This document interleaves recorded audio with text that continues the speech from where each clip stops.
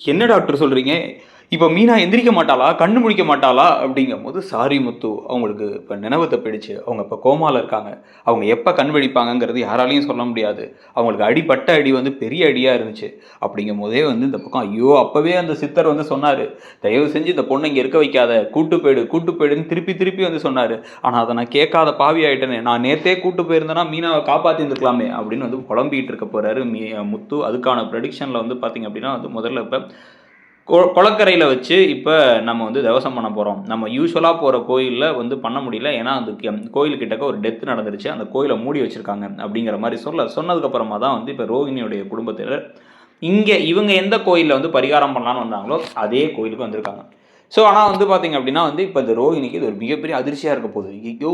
ஊர்லேருந்து தள்ளி ஏதோ ஒரு இடம் தானே சொன்னீங்க. என்ன இங்கேயே சொல்றீங்க? அவங்க யாராச்சும் பார்த்தா என்ன ஆவுறது? அப்படின்னா 10 நிமிஷம் தாண்டி அவங்க உள்ளார பரிகார வேலையெல்லாம் பார்த்துட்டு இருக்காங்கல்ல, அதே சமயத்துல இத முடிச்சு விட்டுறலாம்.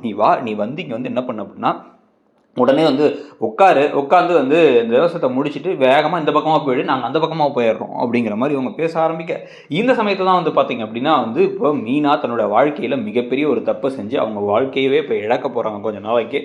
இப்போ வந்து பாத்தீங்க அப்படின்னா வந்து இப்போ இந்த விவசாயத்தை ஆரம்பிக்கும் பொழுதே பதற்றம் அதிகமா இருக்கு இப்போ ரோகிணி அம்மா சீக்கிரம் பண்ண சொல்லுமா நேரம் இல்லம்மா அப்படின்னா, உங்க அப்பாவுக்கு கொடுக்குற தவசண்டி ஏன்டி இப்படி பயந்துகிட்டே இருக்க, இதுக்கு தான் எல்லாருக்கிட்டையும் எல்லா உண்மையும் சொல்லிடுனா அதையும் கேட்க மாட்டேற அப்படின்னா, அம்மா திரும்பி ஆரம்பிக்காத, என் வாழ்க்கையே போயிடு நான் சொல்லிட்டு இருக்கேன் அப்படிங்கிற மாதிரி பேசிக்கிட்டு இருக்கும் பொழுதே வந்து அங்கே அந்த பூசாரி என்ன பண்ணுறாருன்னா ஒவ்வொரு விஷயத்தையா பண்ண வச்சுட்டு கடைசியில் வந்து எத்தனை பிள்ளைங்க இருக்காங்க, எல்லா பிள்ளைங்களும் பண்ணணுமே அப்படிங்கிற மாதிரி வந்து சொல்ல, எனக்கு ஒரே ஒரு பொண்ணு தான், என் பொண்ணு கல்யாணி, இவ தான், அவளுக்கு ஒரே ஒரு குழந்தை, அதுதான் கிறிஸ்டி, என் பேர பிள்ளை அப்படின்னு சொல்லும் பொழுது கரெக்டாக ஒரு டமக் அப்படின்னு சவுண்டு கேட்குது. என்ன அப்போ சவுண்டு கேட்குதுன்னு நிமிந்து பார்த்தா அங்கே மீனா நின்றுட்டு இருக்காங்க. மீனா அப்படியே வந்து அந்த கையில் குடத்தை அப்படியே கீழே போட்டு அதிர்ச்சியோட பார்க்குறாங்க. கல்யாணி இந்த ரோகிணி தான்னா, அப்புறம் நீ வந்து அந்த கல்யாணியோட அம்மானா, அப்போ கல்யாணி ரோகிணியோட குழந்தை தான் கிறிஷா. அப்போ இது நாள் வரைக்கும் எங்கள் அம்மா துபாயில் இருக்காங்கன்னு இந்த கிறிஸ்பாயை வாயை திறந்தாலே பொய்யா பேசினானே, அது எல்லாமே வந்து அங்கே இருக்கிறதானா அப்படின்னு யோசிச்சு ஷாக்காகி நிற்க, அத்தனை பேரும் சடார்னு பயந்து எழுந்து நிற்கிறாங்க, மகேஸ்வரி உட்பட அத்தனை பேர். ஏன்னா மகேஸ்வரி வந்து எவ்வளோ திமிரா வந்து இவங்க போய் வீட்டுக்கு போகும்பொழுது அப்படியே இந்த சோஃபாவில் உட்காந்துருந்தாங்கிறதெல்லாம் மீனா பார்த்தாங்கல்ல. ஆனால் அவங்க அந்த ஹேண்ட்பேக்கை மறைக்கிறதுக்காக உட்காந்துருந்தாங்க. அவங்க அப்படியே திருன்னு முழிக்க, அப்போ நீங்கள் எல்லாருமே கூட்டு களவானீங்க. அப்போ எல்லாத்துக்கும் தெரியும் இது வந்து கல்யாணி அப்படின்னு சொல்லிட்டு. ஆனால் வந்து எங்கள் வீட்டில் ரோஹிணின்னு போய் சொல்லி எங்கள் புருஷனோட அண்ணனை கல்யாணம் பண்ணி வச்சிருக்காங்கன்னு உங்களுக்குலாம் தெரியும்ல அப்படிங்கிற மாதிரி இவங்க பார்த்த உடனே வந்து அதிர்ச்சியாகி ஐயோ அப்படின்னு எல்லாரும் பார்த்துட்டு மீனா அப்படின்னு எல்லாரும் ஷாக்காக, மீனா ஆண்டி அப்படின்னு இப்போ கிறிஸ்டிக்கே புரியுது நம்ம ஒரு பெரிய தப்பு பண்ணிட்டோம், நம்ம வந்து இப்போ அவங்கள ஏமாத்திட்டோம், அவங்க முறைக்கிற முறையிலே தெரியுதுன்னு சொல்லிட்டு திருன்னு முழிக்கிறாரு கிறிஸ் உட்பட. இந்த சமயத்தில் தான் என்ன ஆகுது அப்படின்னு வந்து பார்த்தீங்க அப்படின்னா வந்து டக்குன்னு வந்து எல்லாரும் எஞ்சி நிற்கும் பொழுது ரோகிணி கிட்டக்கு வராங்க. மீனா அப்படின்னு சமாளிக்கும் போது, நீ தான் கல்யாணியா, நீ தான் அந்த கிறிஸ்டோட அம்மாவா, நீ தான் அவங்களோட பொண்ணா, அந்த துபாயில் இருக்குனாங்களே அந்த பொண்ணு நீ தானா அப்படின்னா, இல்லை மீனா ப்ளீஸ் மீனா புரிஞ்சுக்கோங்க மீனா அப்படின்னு சொல்லும் பொழுதே வந்து, வெக்கமா இல்லை உனக்கு அப்படின்னா, இல்லை நான் வந்து எனக்கு ஒரு வழி தெரியல மீனா அப்படிங்கும் போது பலார் அப்படின்னு ஒன்று விட்டுட்டு, வெக்கமா இல்லை, கூச்சமா இல்லை, பொய்யா சொல்லி வச்சிருக்க அப்படின்னு சொல்லிட்டு வந்து பார், பூஜை முடியட்டும், பரிகார பூஜை முடியட்டும், முடிஞ்ச அடுத்த செகண்ட் வந்து உன்னை பற்றி எல்லா உண்மையும் நான் சொல்லிடுறேன். பரிகார பூஜை பாட்டிக்காக பண்ணுறது, பாட்டி வருத்தப்படக்கூடாத ஒரே காரணத்துக்காக வந்து நான் விட்டு வைக்கிறேன். இன்னும் அரை மணி நேரத்துக்குள்ளார நீயா உன் புருஷன்ட்ட சொல்கிறியோ இல்லை வந்து அத்தைகிட்ட சொல்கிறியோ தெரியாது, ஆனால் விஷயத்த சொல்லியிருக்க அவ்வளோதான்.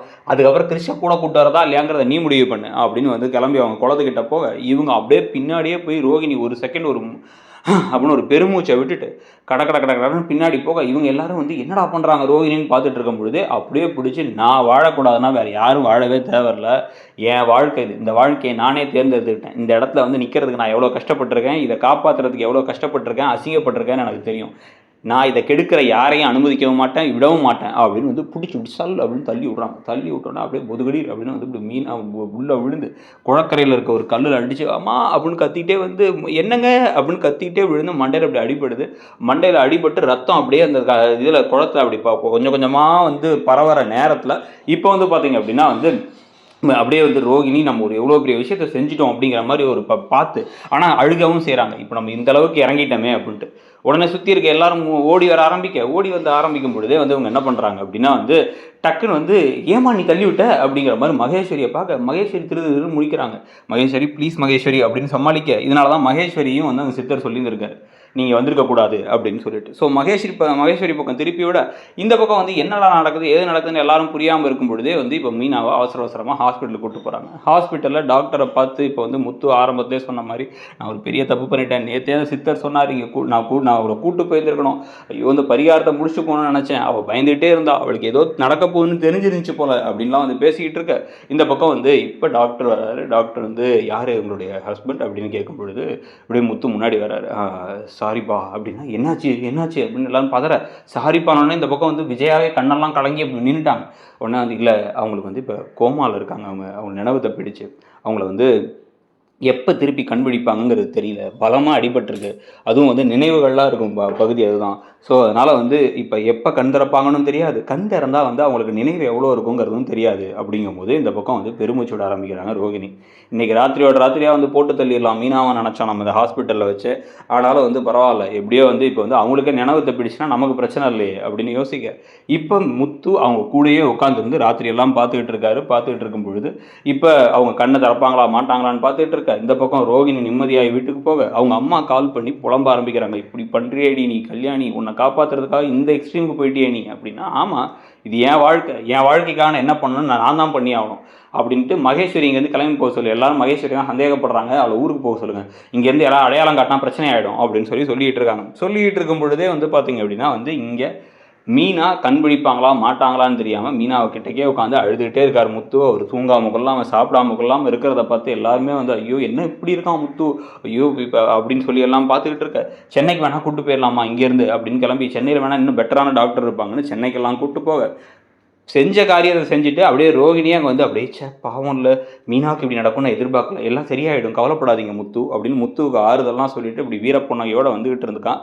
இப்போ மீனா கொஞ்சம் கொஞ்சமாக கண்ணை திறக்க ஐயோன்னு பதறி போய் கிளம்பலான் இருந்த ரோஹிணி திரும்பி பார்த்தா இவங்க கண்ணை திறந்து பார்த்துட்டு அப்படி முத்துவை பார்க்குறாங்க. முத்துவை பார்த்தோன்னே முத்து வந்து மீனா அப்படிங்கிறாரு.